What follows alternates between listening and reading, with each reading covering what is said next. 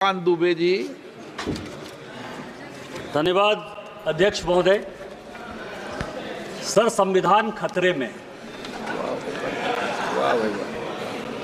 हम यहाँ हंसने की बात करते हैं, दलितों की बात करते हैं, पिछड़ों की बात करते हैं, आदिवासी को बचाने की बात करते हैं, और सारे सरकारों की नीतियाँ, चाहे केंद्र सरकार हो चाहे राज्य सरकार हो, कहीं किसी की भी सरकार हो, उसका एकमात्र लक्ष्य यही है कि समाज के अंतिम व्यक्ति तक पहुंचना है। मैं जिस राज्य से आता हूं अध्यक्ष महोदय, संथाल परगना एरिया से, जब संथाल परगना बिहार से अलग हुआ झारखंड, तो 2000 में आदिवासियों का पॉपुलेशन हमारे यहाँ संथाल परगना में 36% था, और आज आदिवासियों का पॉपुलेशन 26% है। 10% आदिवासी कहाँ गायब हो गए, कहाँ खो गए? इसके बारे में कभी भी ये सदन चिंता की बात नहीं करता है, वो वोट बैंक की पॉलिटिक्स करता है। और जो हमारे यहाँ सरकार है, झारखंड मुक्ति मोर्चा, कांग्रेस, वो इसके ऊपर जो है कोई भी एक्शन नहीं लिया जा रहा है। आज क्या हो रहा है? बांग्लादेश का घुसपैठ हमारे यहाँ लगातार बढ़ रहा है। जो आदिवासी महिलाएं हैं, उनके साथ बांग्लादेशी घुसपैठिए शादी कर रही है। हिंदू और मुसलमान का सवाल नहीं है। हमारे यहाँ जो लोकसभा का चुनाव लड़ती हैं महिला, आदिवासी कोटे से लड़ती हैं, उनके पति मुसलमान हैं। जिला परिषद की जो अध्यक्षा हैं, उनके पति मुसलमान हैं। मुखिया जो आदिवासी होते हैं, और ये टोटल जो है आप समझे, हमारे यहाँ 100 आदिवासी मुखिया है जो आदिवासी के नाम पर है, और उसके पति जो है सभी के सभी मुसलमान हैं। हमारे यहाँ अभी विधानसभा का चुनाव हुआ अध्यक्ष महोदय, 123% तक यहाँ सभी लोग चुनाव लड़कर आए हैं। प्रत्येक 5 साल में 15 से 17% पॉपुलेशन बढ़ता है या वोटर बढ़ता है। हमारे यहाँ 123%। मैं जिस लोकसभा से आया, उसकी एक विधानसभा मधुपुर में लगभग 267 बूथों पर 117% मुसलमानों की आबादी बढ़ गई। और पूरे आप समझिए कि टोटल जो है झारखंड में कम से कम 25 विधानसभा ऐसी है जहां 123%, 110% आबादी बढ़ी है। ये एक बड़ा चिंता का विषय है। दूसरा सर, हमारे यहां अभी पाकुड़ जिले में तारानगर इलामी और डांगापाड़ा में दंगा हो गया। दंगा क्यों हो गया? कि बंगाल से ममता बनर्जी की जो पुलिस है और वहां के लोग मालदा और मुर्शिदाबाद से आकर हमारे लोगों को भगा रहे हैं, और हिंदुओं का गांव खाली हो रहा है। ये बड़ा ही सीरियस विषय है। मैं ऑन रिकॉर्ड कर रहा हूं, यदि मेरी एक बात गलत है तो मैं इस्तीफा देने को तैयार हूं। सारे बंगाल से, मुर्शिदाबाद और मालदा से सारे लोगों ने आकर हिंदुओं के ऊपर जुल्म किया, और ये ऑन रिकॉर्ड है। और झारखंड की पुलिस कोई काम नहीं कर पा रही है। मेरा आपके माध्यम से स्पीकर महोदय आग्रह है कि पूरा मालदा, मुर्शिदाबाद, अररिया, किशनगंज, कटिहार और हमारे यहाँ साहबगंज, और ये झारखंड हाईकोर्ट का अभी 22 जुलाई का ऑर्डर है जो ये कह रहा है कि मुसलमानों की आबादी दिन प्रतिदिन बढ़ रही है और वहाँ भारत सरकार को हस्तक्षेप करना चाहिए। तो यह जितना किशनगंज, अररिया, कटिहार, मालदा, मुर्शिदाबाद और पूरा संथाल परगना है, इसको यूनियन टेरिटरी बनाइए, नहीं तो हिंदू खाली हो जाएंगे। एनआरसी लागू करिए, और इसके पहले यदि कुछ नहीं होता है तो सबसे पहले हाउस की एक कमेटी भेजिए, और पूरे सभी उसमें तृणमूल कांग्रेस के मैक्सिमम एम्प्लॉय पर रखिए कि वो कमेटी जाए। और दूसरा, जो ये लॉ कमीशन की रिपोर्ट है 235वीं 2010 की, उसको लागू करिए कि धर्मांतरण और शादी के लिए परमिशन जरूरी है। आपने मुझे मौका दिया। इन्हीं शब्दों के साथ जय हिंद, जय भारत। जो मान्य सदस्य इस सदन का सदस्य नहीं, उसका नाम लिया होगा तो निकाल देंगे, और कभी ले भी नहीं है। क्वेश्चन नंबर 7, कोडा विशेंद्र रेड्डी।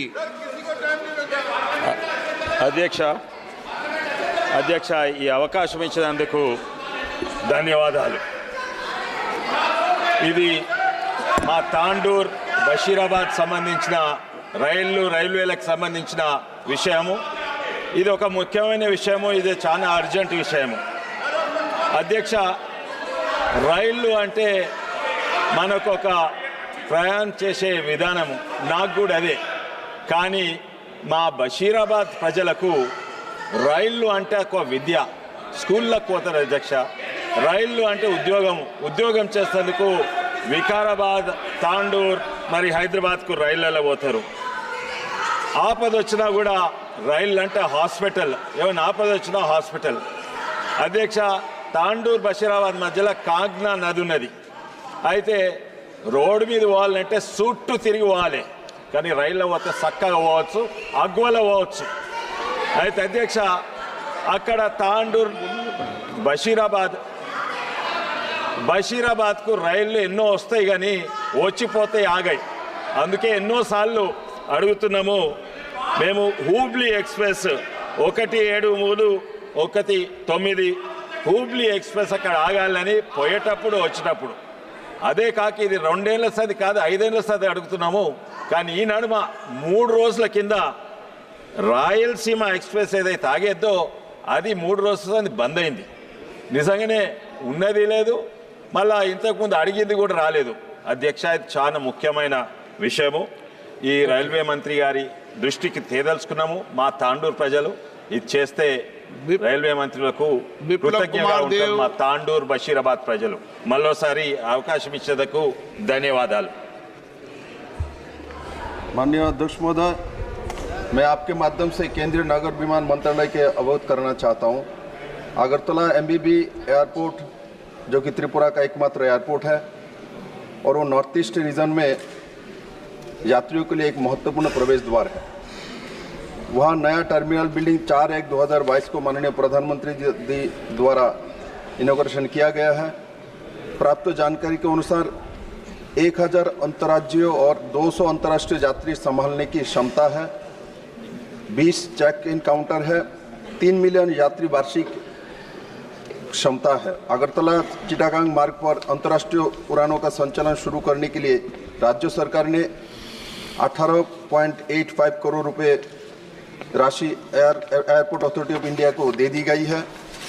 वहाँ इंस्ट्रूमेंट लैंडिंग सिस्टम और ग्राउंड लाइटिंग सुविधा भी मौजूद है। वित्त मंत्रालय भारत सरकार ने 4/1/2023 को एमबीबी हवाई अड्डा को सीमा शुल्क को चेक पोस्ट घोषित कर दिया है। मैं भारत सरकार के गृह मंत्रालय से इस संबंध में घोषणा की प्रतीक्षा कर रहा हूँ। माननीय अध्यक्ष जी, मैंने इस विषय में तत्कालीन माननीय नागर विमान मंत्रालय को लिखा था, जिसके उत्तर में उन्होंने बताया कि इमिग्रेशन चेक पोस्ट का विषय गृह मंत्रालय के संबंधित है। माननीय नागर विमान मंत्री जी से अनुरोध है कि गृह मंत्रालय से बातचीत कर एमबीबी एयरपोर्ट पर इमिग्रेशन चेक पोस्ट अति शीघ्र शुरू करे और इंटरनेशनल एयरपोर्ट घोषित करे। और धन्यवाद अध्यक्ष महोदय। आपके माध्यम से माननीय मंत्री जी से अवगत कराना है कि मेरे संसदीय क्षेत्र फर्रुखाबाद में एक भी कर्मचारी राज्य बीमा निगम द्वारा संचालित चिकित्सालय नहीं है। महोदय, फर्रुखाबाद जनपद में सैकड़ों की संख्या में भट्टे भी हैं, बीड़ी उद्योग का भी बड़ा काम होता है और साथ साथ में हमारे यहाँ तंबाकू का भी कई गोदामें हैं, कारखाने हैं और इसी के साथ साथ में कपड़ा की ब्लॉक पेंटिंग और जरदोजी का भी बड़े काम होते हैं, जिससे लगभग सैकड़ों की संख्या में, हजारों की संख्या में हमारे यहाँ श्रमिक काम करते हैं, परंतु उनके स्वास्थ्य संबंधी समस्याओं के समाधान के लिए एक भी श्रमिक चिकित्सालय नहीं है। महोदय, आपके माध्यम से माननीय श्रम एवं रोजगार मंत्री जी से निवेदन है कि मेरे संसदीय क्षेत्र फर्रुखाबाद में एक श्रमिक चिकित्सालय ESIC अस्पताल की स्थापना कराने की कृपा करें, जिससे कभी दुर्घटनाग्रस्त कोई श्रमिक हो जाता है या स्वास्थ्य में कोई गड़बड़ी होती है, जिससे वो अपना स्वास्थ्य करा के अपने परिवार के साथ अपना जीवन यापन कर सके, अपने परिवार के साथ अपना योगदान कर सके। पुष्पेंद्र सरोज